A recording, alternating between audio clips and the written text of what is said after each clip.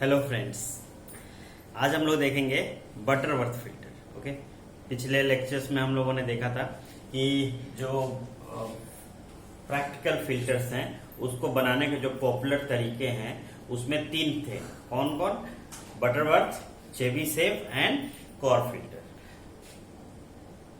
Butterworth filter ऐसा था, है ना, जिसमें इसका जो फिल्टर रिस्पॉन्स होता है ना, वो फ्लैट होता है ना, इस तरह से यहां से चलेगा, ये ऐसा रहता है ना। ये जो डॉटेड लाइन है ये आइडियल रिस्पॉन्स है, ओके, और ये बटरवर्थ फिल्टर का रिस्पॉन्स है।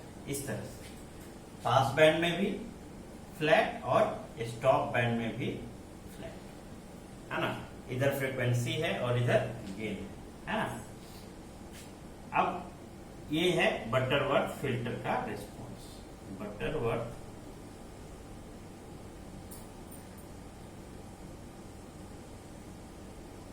फिल्टर का रिस्पॉन्स, ठीक है। और हमने बताया था कि एक होता है चेबीशेव।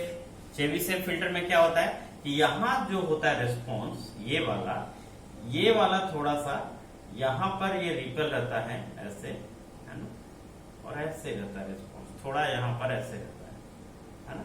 इसका कट ऑफ थोड़ा शार्प होता है ना।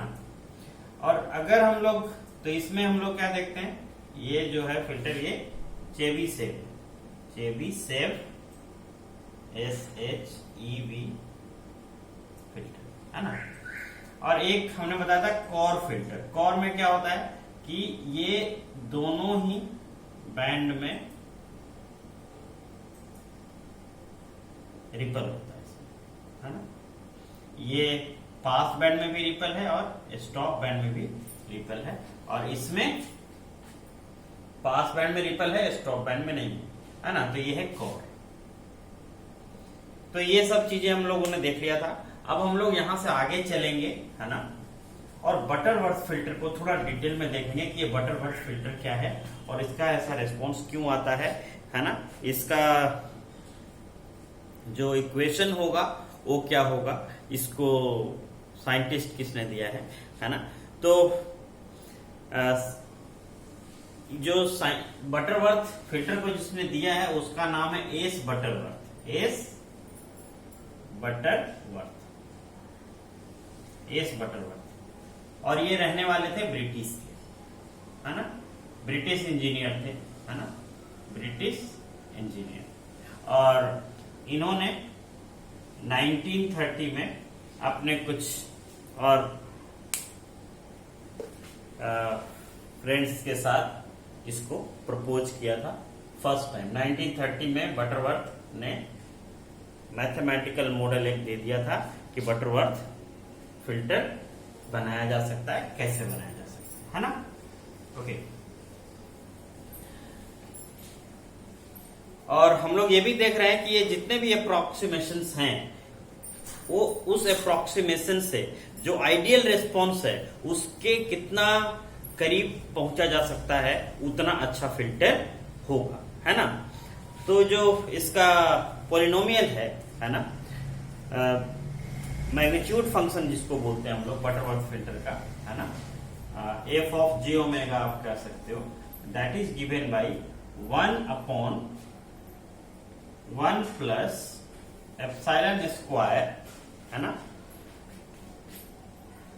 W upon WH। W नहीं, that is omega upon omega H, that is frequency. ये फ्रीक्वेंसी है जो हम लोग यूज कर रहे हैं और ये कट ऑफ फ्रीक्वेंसी है। इस फॉर्मूला को हम लोग F के टर्म्स में भी लिख सकते हैं, कट ऑफ फ्रीक्वेंसी के टर्म्स में। ये एंगुलर फ्रीक्वेंसी है, ठीक है, और इसको हम लोग लीनियर फ्रीक्वेंसी के टर्म्स में भी लिख सकते हैं, epsilon square F upon FH का टू द पावर 2n, है ना। और ये n क्या है? n is the order of the filter. n is the order of the filter. n is the order of the filter. Okay, so हम लोग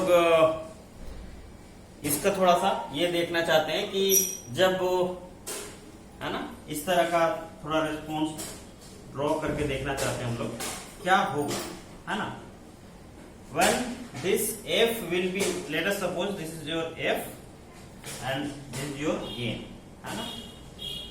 gain को हम लोग v आउट अपॉन v इन का मैग्नीट्यूड ऐसे बोल सकते हैं, या ये जो f ऑफ j ओमेगा का मैग्नीट्यूड है इसी को गेन बोलते हैं, है ना।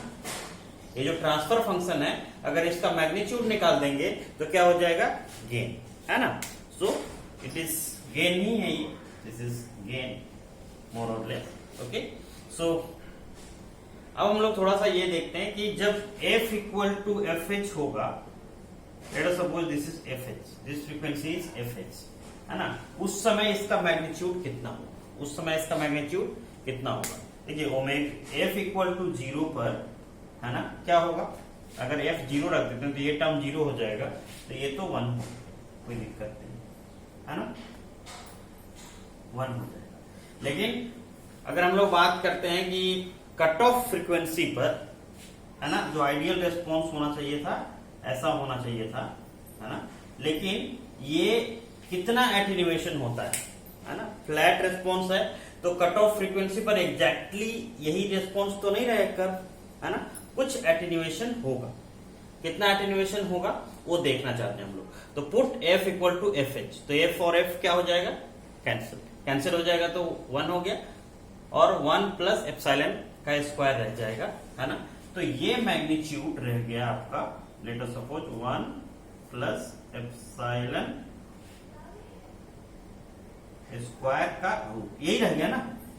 अब ये वैल्यू यहां पर आप ऐसे बढ़ाएंगे, है ना, तो ये जो प्रैक्टिकल रिस्पॉन्स होगा वो ऐसा होगा, है ना, प्रैक्टिकल रिस्पॉन्स ऐसा होगा, जबकि आइडियल ऐसा होना चाहिए, है ना। तो ऑर्डर आप कुछ भी निकालें, अब ये इस फ्रीक्वेंसी पर f equal to F H पर ये इतना ही रहेगा। क्यों? क्योंकि आप n आप 1 लीजिए, 2 लीजिए, 3 लीजिए, क्या फर्क पड़ेगा, f अपॉन एफ एच 1 का पावर 1 2 3 4 5, क्या फर्क पड़ेगा, कुछ नहीं। तो इसका मतलब कि आप फर्स्ट ऑर्डर के लीजिए, सेकेंड ऑर्डर के लीजिए, ये तो यही रहेगा, ये तो ऐसा ही रहेगा, और इस तरह से आपका आगे ऐसा रिस्पॉन्स जाएगा, है ना। आप जैसा बनाना चाहते हैं, है ना, इस तरह से थोड़ा सा आगे बढ़ा देते हैं इसको। अब देखिए ये है n इक्वल टू 1 के लिए हमने लिया है, अभी हमने n इक्वल टू 1 के लिए लिया है। जब n इक्वल टू 2 के लिए लेंगे तो क्या होगा, n इक्वल टू 2 के लिए लेंगे तो ये थोड़ा सा और ज्यादा इसके पास जाएगा और ऐसा फिल्टर बनेगा, ये n इक्वल टू 2 के लिए होगा। देख रहे हैं, ये थोड़ा सा और जो ये कर्व है इसके और पास आ रहा है ना। अब लेट अस सपोज हम 4th ऑर्डर का फिल्टर ले लें तो इससे और थोड़ा पास जाएगा, इधर जाएगा, है ना, और ये ऐसा फिल्टर आएगा। ये let us suppose n equal to 4 है। अब n इक्वल टू कोई 6 ले लेगा तो क्या होगा, ये और थोड़ा सा इसके अप्रोक्सीमेशन में जाएगा और इधर थोड़ा ऐसे जाएगा, है ना।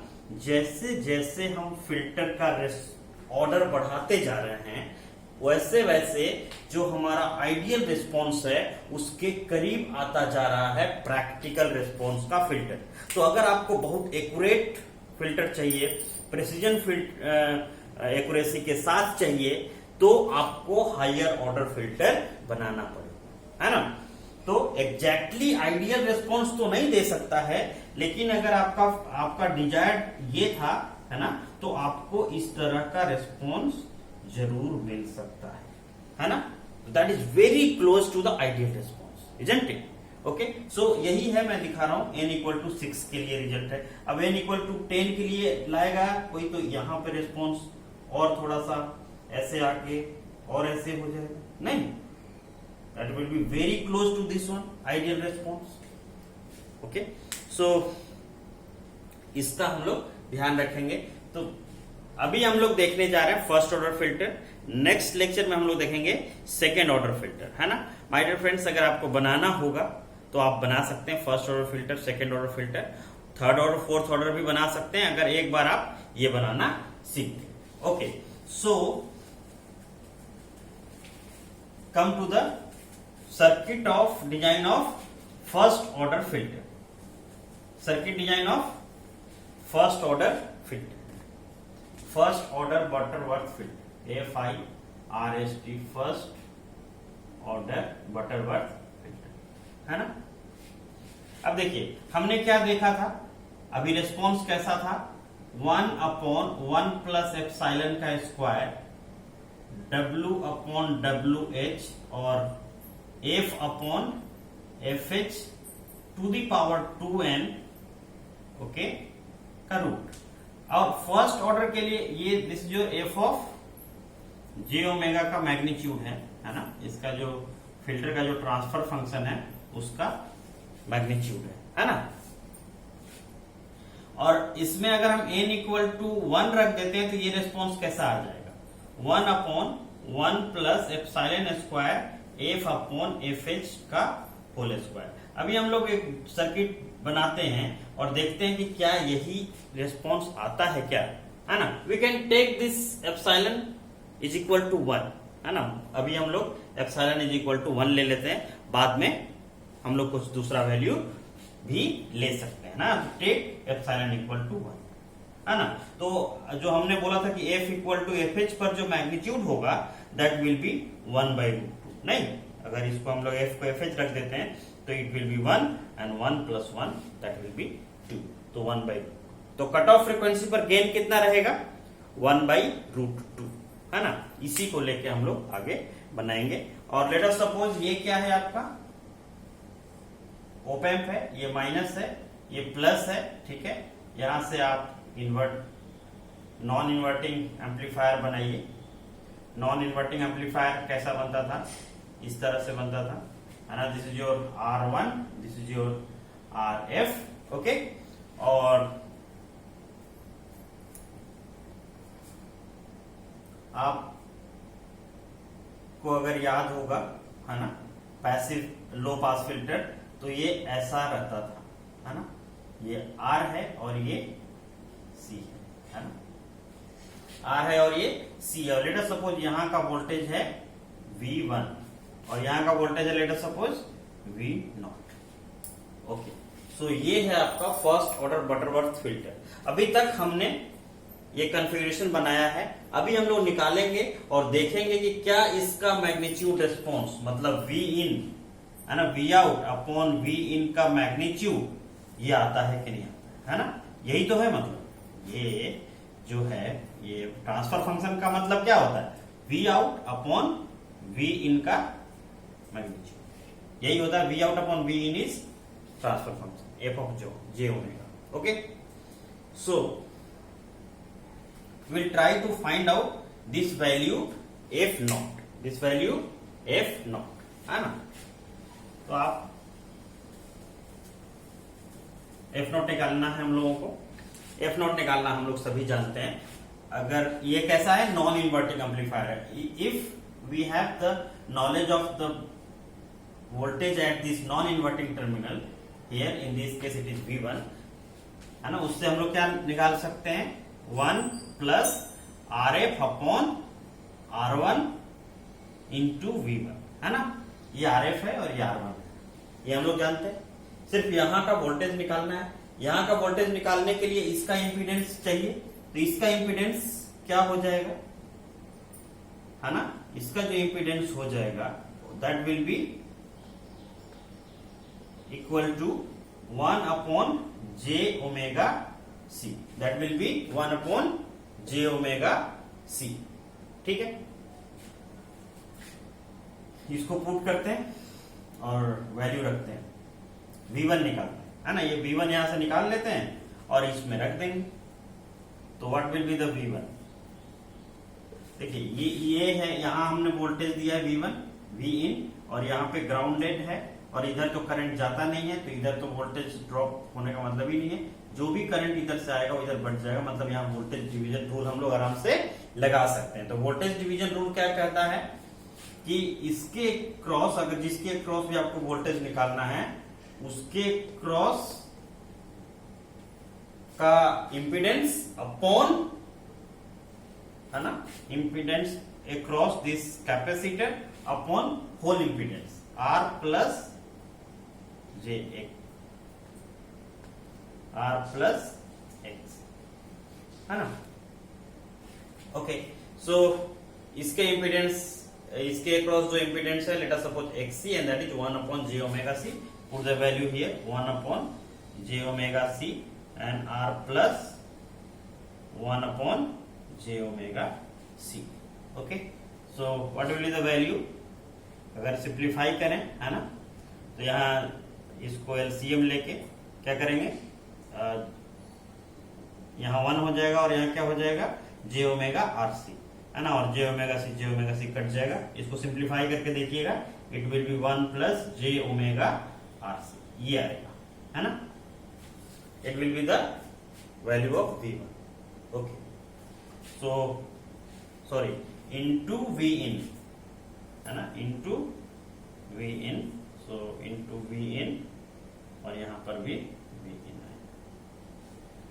कोई समस्या नहीं है, ये इक्वेशन से आपका दूसरा इक्वेशन निकल गया, और ये V1 का वैल्यू आप यहां पुट कर दीजिए। So putting the value of V1 from this equation 2 in equation 1 we get, क्या मिला हमें, 1 plus RF upon R1 into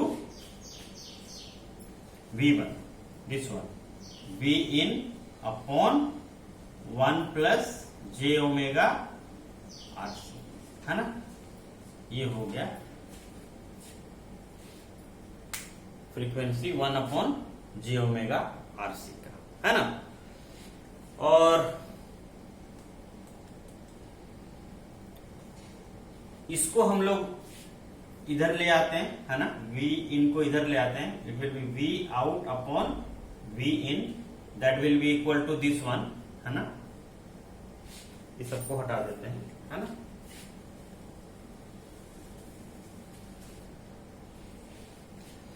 ये हो जाएगा आपका V out upon V in का value 1 plus RF upon R1 upon 1 plus J omega R C, है ना। और इसका वैल्यू हम लोग कुछ रख दें gain, that is let us suppose AF, no problem. Okay, और इसका वैल्यू भी हम लोग चेंज करना चाहते हैं, 1 प्लस ओमेगा को छोड़ देते हैं, है ना, और बाकी सबको वैल्यू को अलग लिखते हैं, ओमेगा अलग तरह से लिखते हैं, क्या है, omega R C, 1 upon omega R C हमने, बाकी ओमेगा को यहां रहने दिया, बाकी जे आर सी को 1 अपॉन जे आर सी लिख दिया, ये उतना ही होगा, इसको हमने इतना लिख दिया बस, है ना, इस फॉर्मेट में आप लिख सकते हैं। ऐसा हमने क्यों किया, क्योंकि हम लोगों को चाहिए क्या, हम लोग चाहते हैं इसका वैल्यू निकालना, या जे ऊपर रहने दीजिए, कोई नहीं, जे को नीचे लाने की जरूरत नहीं है ना, जे को ऊपर रहने दीजिए, और 1 अपॉन आर सी, ये क्या होता है, दिस इज द, अगर हम इस फॉर्मेट में लिखना चाहते हैं जो हमारा वहां था ओमेगा अपॉन ओमेगा एच में, तो ये वाला वैल्यू क्या हो जाएगा, ओमेगा एच, है ना।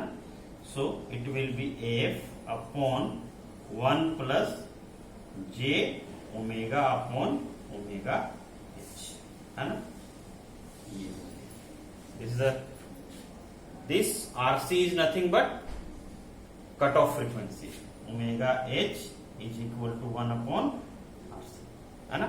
FC के लिए, FH के लिए हम लोग यहाँ 2 पाई ओमेगा एच, तो यहाँ 2 पाई RC भी लिखते हैं, नो प्रॉब्लम, है ना। इस इक्वेशन को हम लोग ये भी लिख सकते हैं, AF अपॉन 1 प्लस जे F upon FH, F upon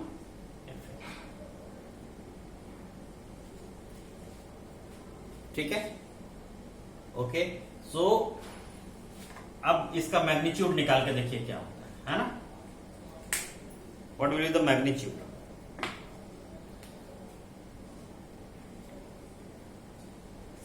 V out upon V इन का मैग्नीट्यूड निकालना है ना, ये फाइनल इक्वेशन है मेरे पास, इसका मैग्नीट्यूड निकालिए, this is V out upon V in. Magnitude निकालने में क्या होगा, ऊपर तो रियल पार्ट है तो उसका कोई प्रॉब्लम नहीं है, नीचे में कितना हो जाएगा, 1 plus F upon F H का होल स्क्वायर अंडर रूट। याद आया क्या? यही अभी कुछ देर पहले हम लोगों ने निकाला था कि फर्स्ट ऑर्डर फिल्टर के लिए इस तरह का मैग्नीट्यूड रिस्पॉन्स आना चाहिए। आ गया ना? मतलब कि ये जो आपका है filter, this is the first order filter. ठीक है, अब सेकेंड ऑर्डर भी निकाल के देखेंगे, लेकिन अब वो नेक्स्ट क्लास में। अभी इसका थोड़ा सा एनालिसिस बाकी है, ये इसका एनालिसिस करके हम लोग देखते हैं। ठीक है, तो हम लोगों ने क्या क्या देखा, एफ क्या है वो भी ध्यान रखना है, 1 प्लस RF अपॉन R1, ये है AF का वैल्यू। FH का वैल्यू भी हम लोगों ने अभी देखा था, ओमेगा H क्या था 1 अपॉन RC, और FH क्या था 1 अपॉन 2 RC, है ना? ओके, सो ये सारे वैल्यू थोड़ा सा ध्यान में रखना है। ये सब FH किसको रखा है 1 अपॉन 2 RC को, ये और R और C क्या है, ये दोनों वैल्यूज, है ना? ओके, और इसमें अब हम लोग थोड़ा सा फिल्टर डिजाइन की तरफ जाएंगे, है ना? अब ये हमारा रिस्पॉन्स है ना?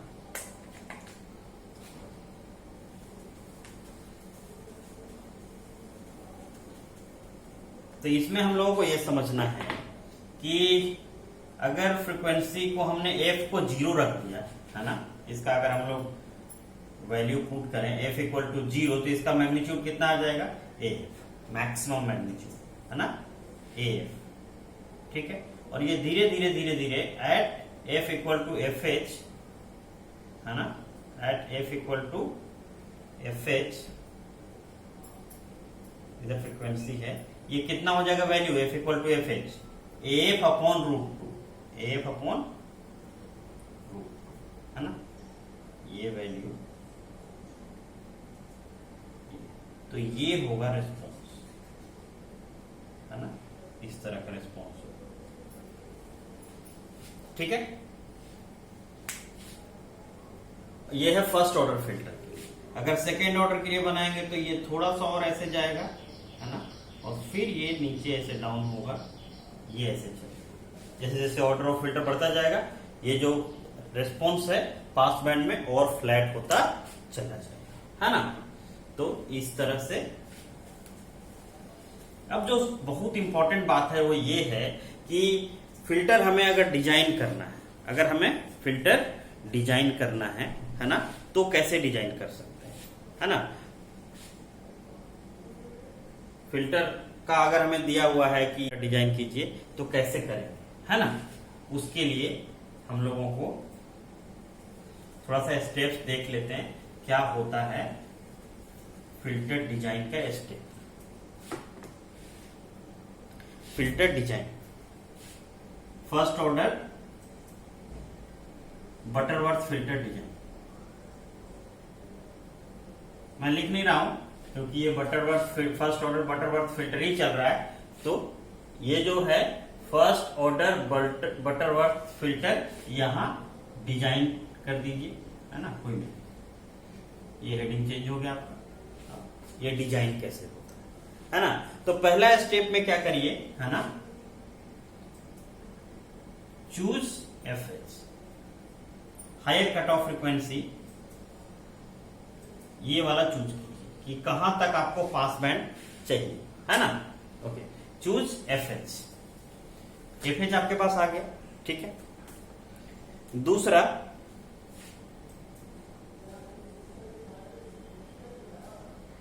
ये दूसरा स्टेप बहुत इंपॉर्टेंट है, चूज C, है ना, लेस देन 1 माइक्रोफैराड। 1 माइक्रोफैराड से कम का फैक्टर, जैसे 0.1 माइक्रोफैराड, 0.01 माइक्रोफैराड, जो भी आपके पास अवेलेबिलिटी है उस टाइप का फिल्टर, ये कैपेसिटर चूज कर लीजिए। तो ये जो कैपेसिटर है ये आपको चूज करना है अपने हिसाब से, है ना, लेस देन 1 माइक्रोफैराड, है ना। तो हम लोग इसको एवेबिलिटी के हिसाब से चूज कर लेंगे। लेट अस सपोज हमारे पास 0.01 माइक्रोफैराड का एक कैपेसिटर था, तो हमने ये ले लिया 0.01 माइक्रोफैराड हमने चूज कर लिया, है ना। As for example C is equal to 0.01 microfarad, ठीक है। ये तीसरा क्या करना है आपको, तीसरा AF दिया हुआ है ना, AF इज गिवन ना, so AF is equal to what 1 plus RF upon R1। आपको कितना गेन चाहिए, AF का वैल्यू कितना चाहिए, उसके हिसाब से इसका वैल्यू आप चूज कर लीजिए, है ना। RF और R1 का वैल्यू आप AF के हिसाब से चूज कर लीजिए। ये भी दिया रहेगा कि हमको AF कितना चाहिए, गेन कितना चाहिए। जनरली 2 लेते हैं, तो 2 लेंगे तो दोनों सेम है, ठीक है। और गेन कभी अगर काफी वीक सिग्नल है 10 टाइम्स मल्टीप्लाई करना है तो ये 9 टाइम्स रहेगा इसके रेस्पेक्ट में। अगर इसको हम 10 किलो ओम लेंगे तो ये 90 किलो ओम होगा, है ना। Okay, so this is your AF 1 plus RF upon R1, ठीक है। और इससे आप R1 और RF का वैल्यू जो आपका अवेलेबिलिटी के हिसाब से आप चूज कर लीजिए, ठीक है। अगर इक्वल लेना है तो आप 10 किलो ओम 10 किलो ओम ले सकते हैं, 20 किलो ओम 20 किलो ओम ले सकते हैं, जो भी आपके पास अवेलेबल हो।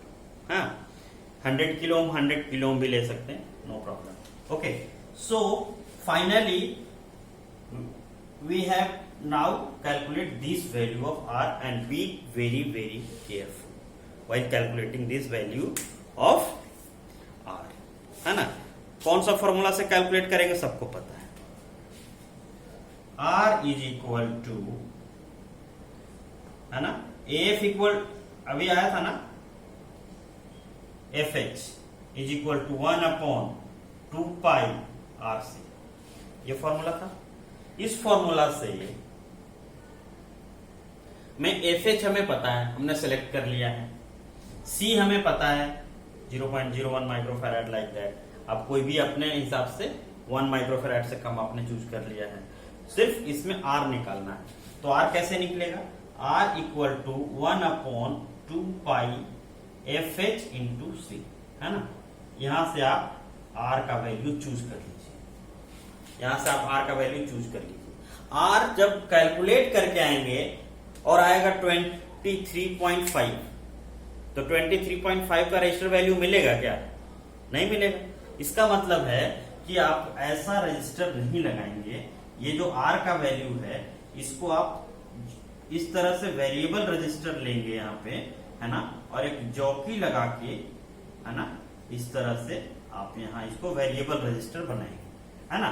तो R will be a variable resistor. अब लेट अस सपोज हमको 18.5 चाहिए, तो 10-20 किलो ओम का वेरिएबल रजिस्टर ले लेंगे। अगर हमको 9.6 चाहिए या 8.4 चाहिए तो 10 किलो ओम का एक पोटेंशियोमीटर ले लेंगे। यहाँ पर पोटेंशियोमीटर क्या होता है, वेरिएबल रेजिस्टेंस, है ना। That is very very accurate. इसीलिए मैं कह रहा हूं कि इसका लेंथ के हिसाब से आप वेरी करा सकते हैं, है ना, चूज कर सकते हैं कितना रेजिस्टेंस है।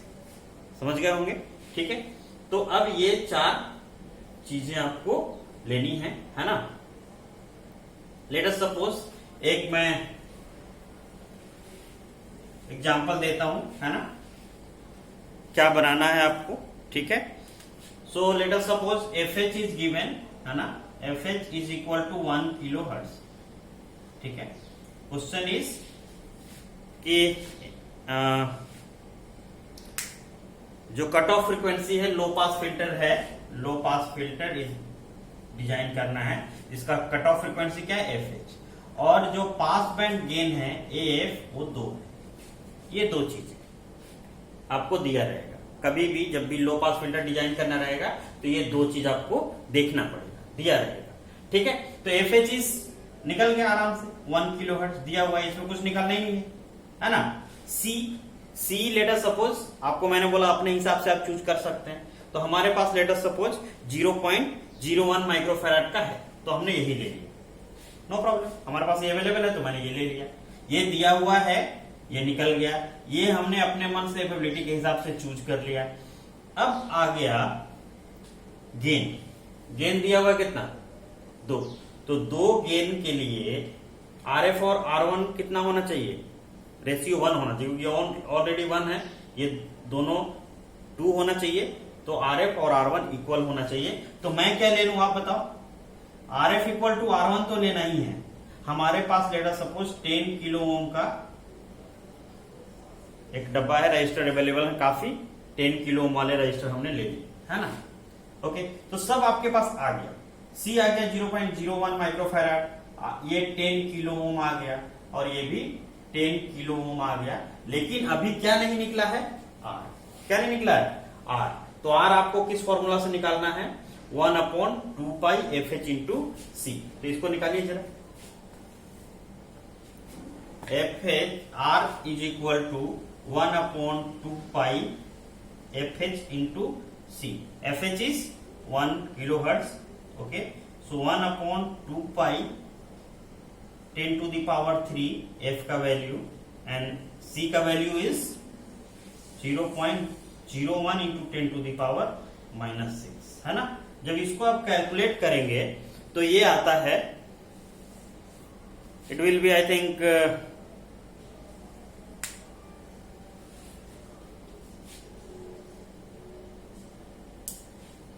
ओके 15.9। इसको आप जरूर कैलकुलेट कीजिएगा, है ना?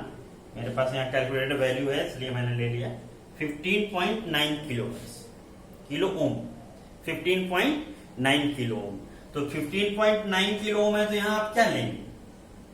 ये वाला जो लिया है हमने पोटेंशियोमीटर, तो यहाँ आप एक पोटेंशियोमीटर ले लीजिए। पोटेंशियोमीटर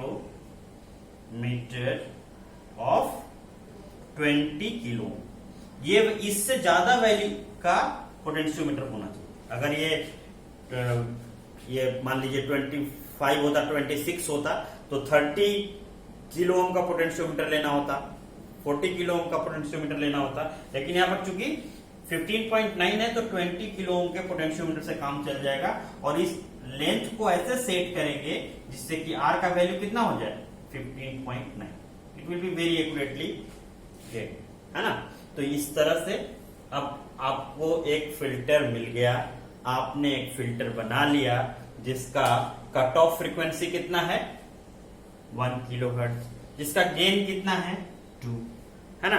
तो इस तरह से आप बना सकते हैं, है ना? एक टॉपिक और रह रहा है फ्रीक्वेंसी स्केलिंग। खैर कोई नहीं, उसको नेक्स्ट लेक्चर में देखेंगे, है ना? उसके बाद हम लोग आएंगे फ्रीक्वेंसी स्केलिंग देखेंगे, और सेकेंड ऑर्डर फिल्टर डिजाइन भी हम लोग नेक्स्ट लेक्चर में देखेंगे। ये दोनों साथ में मिस मत करिएगा lecture, that will be very very important. Okay, thank you for watching.